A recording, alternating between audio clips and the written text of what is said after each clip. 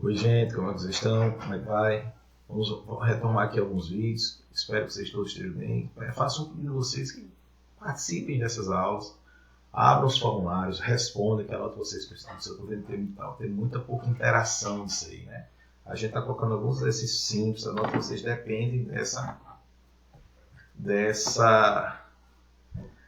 interação de vocês, né? Deixa eu ajeitar aqui a câmera. Pronto. Beleza? Então, ó, vamos lá, vamos falar sobre átomo, né? Então, sobre a evolução atômica dos dias até hoje. Para entender como é a evolução atômica, a gente vai ter que entender o que é a palavra átomo, de onde foi que surgiu a palavra átomo. Então, a gente vai partir lá atrás da Grécia, toda a evolução atômica, sobre os filósofos Leucipo e Demócrito, onde eles disseram que a ideia do átomo é sem divisão, né? Então, quando eles diziam que a matéria era constituída de átomo, e os átomos não são divisíveis, significa que a matéria é indivisível. Porque se o átomo é constituído da matéria e ela não tem. O átomo, a definição do átomo é não divisível, ele vai dizer que a matéria é indivisível. E aí, só que esse Leucipo não teve valor científico esse aí. Aí veio Aristóteles, deu os 4 elementos, o átomo é terra, fogo e ar, mas assim, água, mas também não tem sem valor científico. Até vir Dalton. João Dalton, em 1803, assemelhou o modelo atômico de uma bola de bilhar, né? Ou seja, ele disse que o átomo é esférico, maciço e indivisível, sendo ele a menor partícula do universo. Dalton deu o valor científico que ele falou. Então, lembra, quando a gente estuda a evolução atômica, a gente tem que estudar alguns modelos. São esses modelos que a gente tem que fixar nele. Toda vez que eu falar de Dalton, eu tenho que pensar esfera, maciça, indivisível, menor partícula do universo. Uma bola de bilhar. Dalton chegou nessa teoria, ó, esfera maciça, indivisível, impenetrável. Dalton chegou nessa teoria da seguinte maneira: são os postulados. Átomos do mesmo elemento são idênticos. Isso é óbvio para a gente hoje, mas na época não era, né? Átomos de elementos diferentes são totalmente diferentes. Então, estou vendo aqui, ó, elementos diferentes aqui, o argônio e cálcio. Isso aqui a gente vai estudar na próxima aula, tá? Saber que números são esses, a massa, o átomo, são as partículas. Lembrar que na época de Dalton não existia partículas, a gente estava falando só de átomo, não tem partículas, prótons, elétrons e nêutrons, isso foi ver com a evolução. E o terceiro postulado da reação química é um rearranjo de átomos, né? Então eu tenho aqui, ó, uma molécula de hidrogênio, uma molécula de cloro, e vai formar o HCl. Então eu estou pegando moléculas de H2, né? Estou rearranjando, eles vão se rearranjar para formar moléculas de HCl. Por que há um rearranjo? Porque durante a reação química os átomos não são criados nem destruídos, né? Importantíssimo isso aí. Cadê a borracha aqui? Tá? Então, durante a reação química os átomos não são criados nem destruídos. Então, eles são rearranjados. Aí você vamos lá. Aí, isso é uma evolução. A ciência não é verdade absoluta. O que é que a gente tem que pegar da teoria de Dalton? Que o átomo ele é indivisível, menor partícula do universo. Ponto. Só que a ciência evolui. Aí veio Thomson. Na época de Thomson, ele descobriu a energia, não Thomson, Tales de Mileto, então descobriu a eletricidade. Então, se a eletricidade existe, tem que ter cargas que puxem de um lado e do outro. Então, nisso daí, o modelo atômico de Thomson ficou conhecido como o modelo do poder de passe, porque é o átomo macio, é um átomo esférico, tá vendo? Um átomo esférico, positivo, com cargas elétricas incrustadas. Por que ele tem que ser positivo? Porque eu descobri a carga negativa, não descobri a carga positiva, mas existia a neutralidade da matéria. Então, para o modelo de Thomson existir, a matéria teria que ser neutra. Então, a gente disse que o átomo é uma esfera positiva incrustada de cargas negativas. Onde essas cargas negativas, ele descobriu que eram chamados de elétrons, né? Através da experiência de Ampolo de Crookes, onde ele colocou um tubo de imagem, um polo positivo e um polo negativo, um cátodo, que é o polo negativo, o ânodo, que é o polo positivo, um gás dentro da ampola, baixou a pressão e jogou a descarga. Essa descarga aqui, ó, você vê que ele foi chamado de raios catódicos, mas ele sai do positivo, do negativo para o positivo, sai do cátodo para o ânodo. Por isso, para o âmbito. Por isso que eles são chamados de raios catódicos. Esses raios catódicos, Thomson chamou que são meus elétrons. Então foi atribuído a Thomson a primeira subpartícula de um átomo, que são seus elétrons. Se Thomson descobriu uma subpartícula de um átomo, é porque Thomson disse que Dalton estava errado. O átomo não é mais indivisível. Certo? O átomo tem uma subpartícula com seus elétrons. Ele passa a ser divisível. Então, ó, os elementos da amplitude de Crookes, o raio surgiu sempre independentemente do material do qual era feito o eletrodo, era negativo, possuía massa. Né? Foram para algumas experiências que era negativo, porque foi atraído para o polo positivo, possuía massa, porque colocou uma hélicezinha lá e viu que essa hélice rodava, então chegou à conclusão que possuía massa, e era composto por elétrons. Né? Então, ele chamou esses raios catódicos de elétrons. Então, Thomson, quando falou de Dalton, esfera maciça indivisível, menor partícula do universo. Falou de Thomson, a descoberta do elétron. Tá?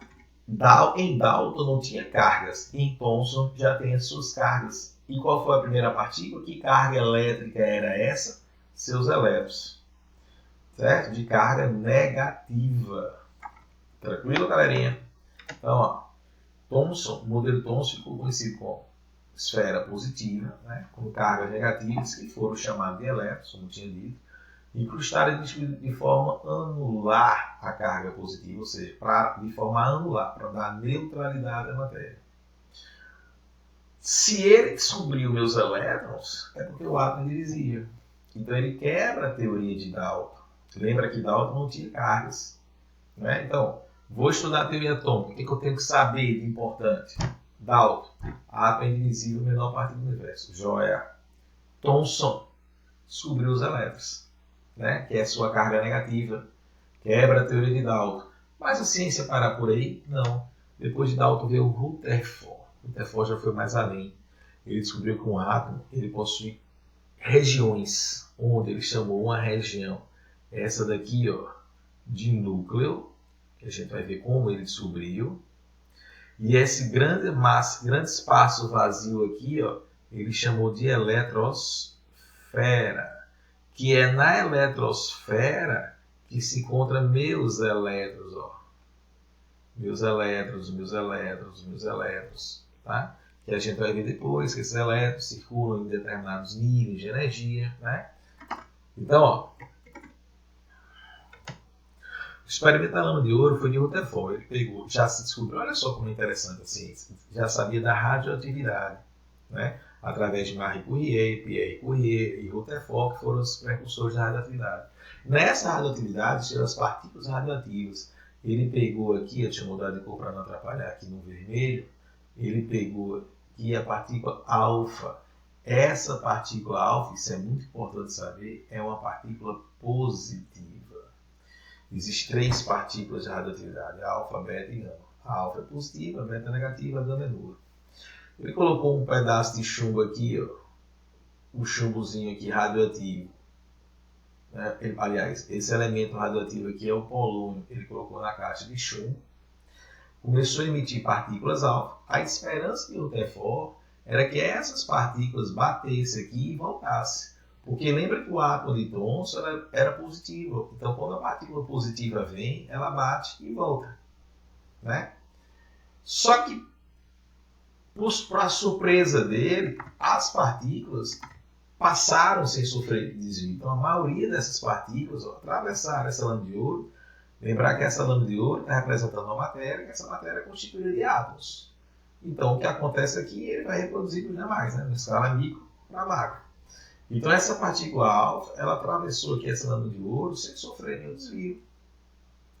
Parte dessas partículas sofre um pequeno desvio e parte ela volta. Né?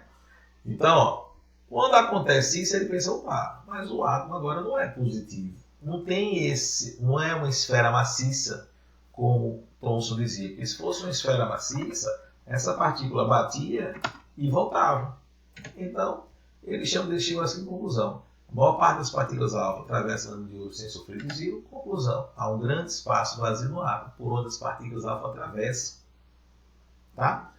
Observação. Raríssimas partículas alfa são rebatidas sem atravessar a lâmina de ouro. Qual a conclusão dele? Há uma parte maciça muito pequena, pois foram poucas as partículas que colidiram. Então, ó, se eu tenho aqui uma parte positiva e vem uma esfera, deixa eu ver se dá para ver.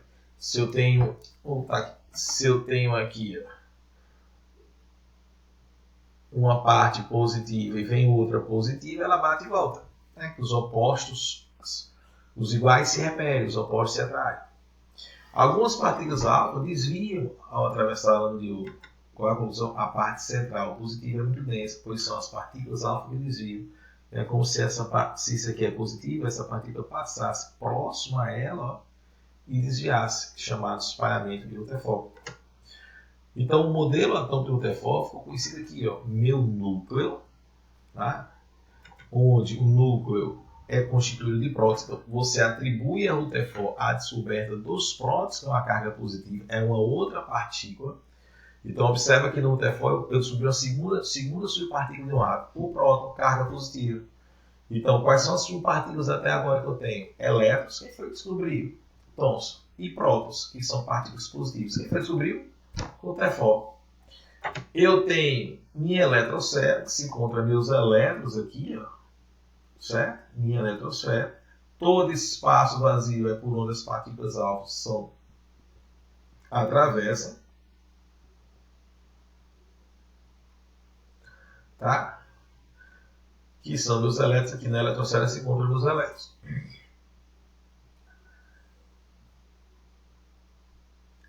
Tranquilo? E eu tenho aqui, beleza? Então, fica atribuído a Rutherford, é o descobridor dos prótons. O meu núcleo está aqui, Meu núcleo está aqui, onde eu tenho cargas positivas. Mas, professor, como é que isso aqui não é atraído? Se aqui é negativo? Porque ao redor desse núcleo eu tenho meus nêutrons, que são cargas nulas, que evitam a repulsão entre as cargas positivas e a atração entre as cargas negativas. Então, o átomo agora, deixa eu colocar aqui, o átomo agora, eu vou ter partículas prótons de carga positiva, meus elétrons de carga negativa e meus nêutrons. Essas são as subpartículas do átomo. O átomo de Rutherford, ele ficou conhecido assim, o núcleo. Opa, deixa eu apagar aqui. Não é bem isso que eu falo. O átomo de Rutherford, ele vai estar aqui. Cadê aqui? O átomo de Rutherford. Vou botar nesse outro slide aqui. O átomo de Rutherford, ele tem aqui o núcleo e a eletrosfera. Tá? No núcleo se encontram meus prótons mais meus nêutrons. E na minha eletrosfera se encontram meus elétrons. Rutherford ainda fez outra observação, diz que como o núcleo é muito maciço e denso, toda a massa de um átomo se encontra no núcleo. Porque a massa de um elétron é desprezível. Né? É muito, porque a massa do elétron é praticamente 2.000 vezes menor do que a massa do próton. É desprezível. Então, toda a massa de um átomo se encontra no núcleo. Se toda a massa de um átomo se encontra no núcleo, eu estou dizendo que a massa... A gente vai ver isso na próxima aula, só um spoilerzinho, tá? A massa de um átomo é igual aos meus prótons mais meus nêutrons. Massa de um átomo eu represento pela letra E, A. Prótons eu represento pela letra P. Elétrons por E e nêutrons por N. Então eu poderia dizer que a massa vai ser igual a prótons mais nêutrons. Lembrar, o que é que eu preciso estar em mente nessa aula? Toda a massa de um átomo se encontra no núcleo. Eu tenho 3 subpartículas de um átomo: prótons, elétrons e nêutrons. Dalton descobriu nada. Diz que a matéria é indivisível, a menor partícula do universo. Tá? Thomson descobriu os elétrons. Rutherford, o núcleo, átomo, 12 regiões, núcleo, prótons e elétrons. Tá? Galerinha, show. Vou postar essa aula daqui a pouco. Fazer o formulário, espero que vocês estudem, né? E aproveitem o máximo. Valeu, até mais, até a próxima.